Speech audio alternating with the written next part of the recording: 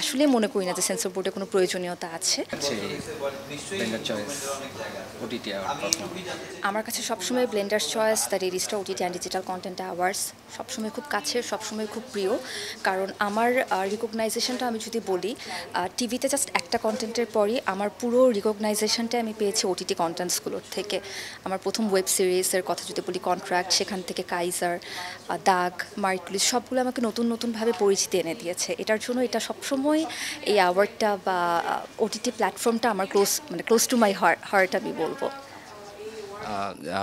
মাঝখানে এরকম শোনা যাচ্ছিল যে সেন্সর বোর্ড হচ্ছে ওটিটির উপর একটা এরকম প্রভাব ফেলতে পারে, সেটা থাকতেছে না। সেক্ষেত্রে হচ্ছে আপনার মতামত কি?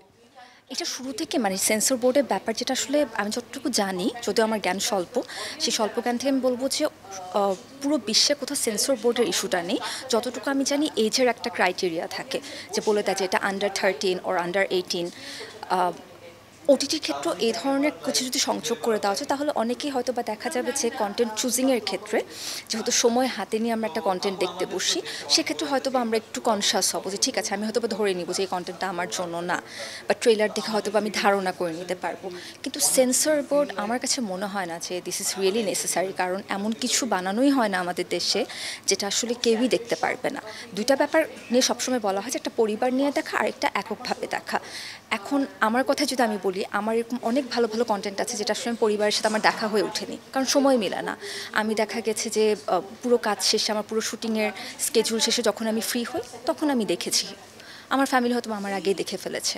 সো আমি আসলে মনে করি না যে সেন্সর বোর্ডে কোনো প্রয়োজনীয়তা আছে, এবং ওটিটি কন্টেন্টের ক্ষেত্রে তো একেবারে না। একটা জায়গাতে অ্যাটলিস্ট স্বাধীনভাবে ডিরেক্টরদেরকে নির্মাণ করার সুযোগ দেওয়া উচিত। আর ইন্টার্ন গভর্নমেন্টে ইয়াং জেনারেশনের একটা পদচারণ আপনি দেখতে পাচ্ছেন, তো তাদের জন্য কোনো মেসেজ দেবেন কিনা? পূর্ববর্তী সরকার যা করে গেছে, আমি আশা রাখবো যে তারা এ ধরনের কিছু করবেন না। তারা এগুলোর থেকে শিক্ষা গ্রহণ করবেন এবং তাদের নিজেদের স্বার্থের কথা না ভেবে জনগণের স্বার্থের জন্য যা কিছু ভালো, যা কিছু কল্যাণকর সেগুলোতেই তারা মনোনিবেশ করবেন, এটাই প্রত্যাশা থাকবে।